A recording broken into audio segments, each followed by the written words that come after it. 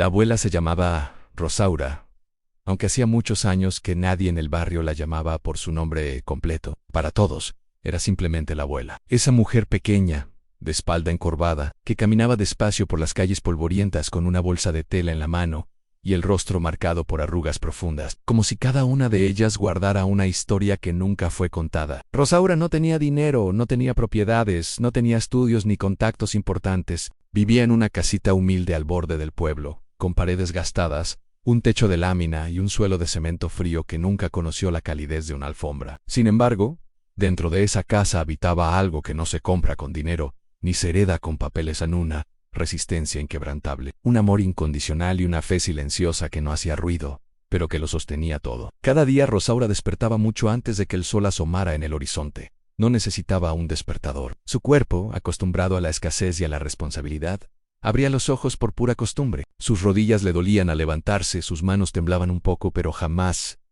se quejaba. Se sentaba al borde de la cama, respiraba hondo y juntaba las manos. Gracias Dios por otro día, susurraba en voz baja. Dame fuerzas para cuidar a los míos. A su lado, en esa misma habitación dormía, o más bien yacía su esposo Anselmo, postrado en cama desde hacía casi 6 años. Antes, Anselmo había sido un hombre fuerte, un trabajador incansable de pocas palabras y manos ásperas por el trabajo duro. Pero un accidente cerebrovascular lo había dejado sin movimiento en la mitad del cuerpo y con una gran dificultad para hablar. Desde ese día Rosaura se convirtió en sus piernas, en su voz y en su refugio. Nunca lo abandonó, nunca lo culpó, nunca lo miró con reproche. Cada mañana mientras le acomodaba las cobijas le decía con ternura: «Aquí estoy.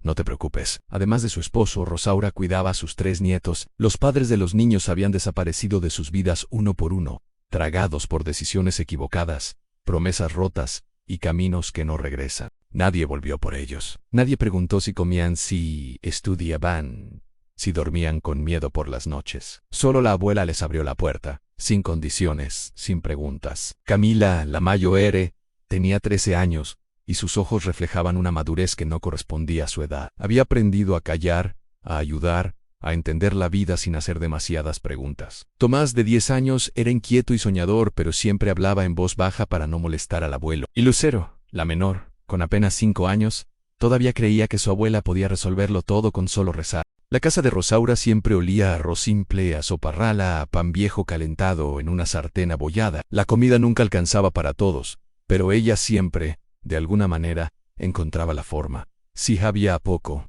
ella comía menos. Si el hambre apretaba, ella mentía.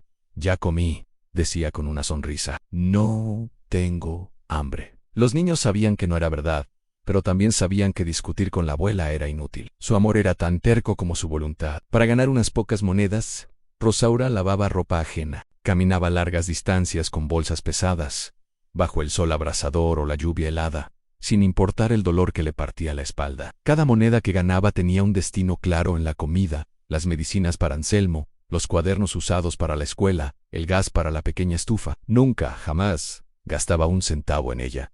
En el barrio, algunos la miraban con pena, otros con indiferencia, y algunos incluso con desprecio. «Esa mujer vive de lástima», decían a sus espaldas. «Es una carga para todos». Rosaura escuchaba los murmullos, pero no respondía. Había aprendido que el silencio a veces es la forma más digna de resistir. Una tarde Camila volvió de la escuela con los ojos enrojecidos por el llanto. Se sentó en el escalón de la entrada y no quiso entrar a la casa. «¿Qué pasó, hija?», le preguntó Rosaura, dejando a un lado el balde con ropa que estaba lavando.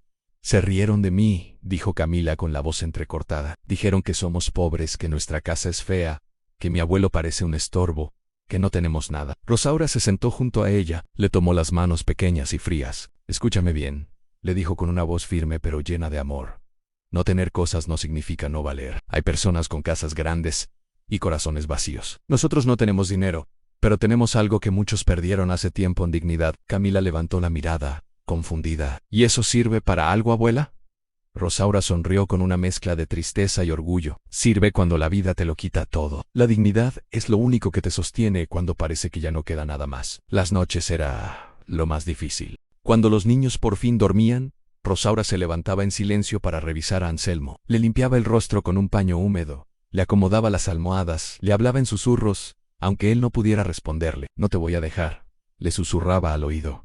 «Mientras yo respire, no estarás solo». En esas madrugadas solitarias y frías, Rosaura lloraba en silencio. No lloraba por ella, sino por el miedo. Miedo a enfermarse, a caer, a no poder seguir adelante. Miedo a morir y dejar a sus nietos y a su esposo completamente solos en el mundo. Solo dame un día más, Dios oraba con toda su alma. Solo uno más. En el invierno de ese año llegó más cruel que nunca. El frío se metía por cada rendija de la humilde casa. La salud de Anselmo empeoró. Tenía fiebre alta y su respiración se volvió pesada y difícil. Rosaura caminó hasta el centro de salud del pueblo, pero le dijeron que no había médicos suficientes. Regrese otro día, le dijeron sin más. Volvió a casa con el corazón apretado, sintiendo el peso de la impotencia. «Abuela, ¿el abuelo se va a morir?», preguntó Tomás con la voz quebrada por el miedo. Rosaura se arrodilló frente a él, lo miró a los ojos. «Todos partiremos algún día, mi niño», respondió con serenidad, «pero mientras Dios lo deje aquí con nosotros, yo lo voy a cuidar». Esa noche, Rosaura no durmió. Se sentó en una silla junto a la cama de Anselmo, sosteniéndole la mano arrugada. «Si te quieres ir, vete en paz», le dijo con amor. «Pero si te quedas, aquí estaré, a tu lado». En ese momento, Anselmo apretó levemente sus dedos. Una lágrima solitaria rodó por su mejilla. A la mañana siguiente, la fiebre había bajado un poco. No fue un milagro instantáneo, pero fue suficiente. Fue una señal para seguir luchando. Los años pasaron, lentos y pesados. Hubo días en que Rosaura pensó que ya no podía más, días en que se sentó en el suelo de la cocina, completamente agotada o preguntándose por qué la vida había sido tan dura con ella. Pero cada vez que pensaba en rendirse, miraba a los niños, miraba, Anselmo, y se levantaba una vez más. En un día, alguien tocó a la puerta. Era un hombre bien vestido con una carpeta en la mano. «¿Usted es doña Rosaura?», preguntó. «Soy yo», respondió ella, desconfiada. «Trabajo con una fundación. Nos hablaron de usted». Rosaura frunció el ceño. «Yo no necesito caridad». El hombre sonrió amablemente. «No vengo a ofrecerle lástima, señora. Vengo a ofrecerle ayuda». Alguien en el pueblo había contado su historia, su constancia, su dignidad, su forma de cuidar a su familia sin pedir nunca nada a cambio. «No tengo nada que ofrecer», dijo Rosaura, aún dudando. «Tiene algo que no se puede comprar».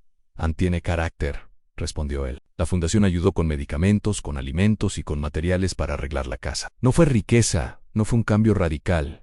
Fue alivio, fue saber que no estaban solos». Esa noche Rosaura lloró, pero esta vez lloró de gratitud. «Gracias», susurró al cielo. «Gracias por no olvidarnos». Tiempo después, Anselmo murió una madrugada tranquila, en paz. Rosaura sostuvo su mano hasta el final. «Gracias por caminar conmigo», ladillo al oído.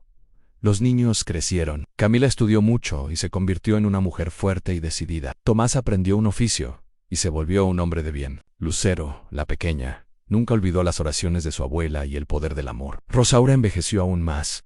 Su espalda se encorvó un poco más, pero nunca perdió la dignidad que tanto defendió. Cuando alguien le decía que había sido una mujer muy pobre, ella siempre respondía con una sabiduría que desarmaba: «Pobre es el que no ama». El día que Rosaura murió, no dejó herencias materiales. No dejó dinero, ni joyas, ni propiedades. Pero dejó algo infinitamente más grande. Dejó un ejemplo de vida, dejó valores. Dejó la prueba de que el amor es la fuerza más poderosa del universo. Y sus nietos entendieron por fin que la abuela que parecía no tener nada, en realidad, lo tuvo todo. Gracias por acompañarme en esta historia tan conmovedora. Si te ha gustado, no olvides dejar un like y suscribirte para más relatos como este. Nos vemos en el próximo video.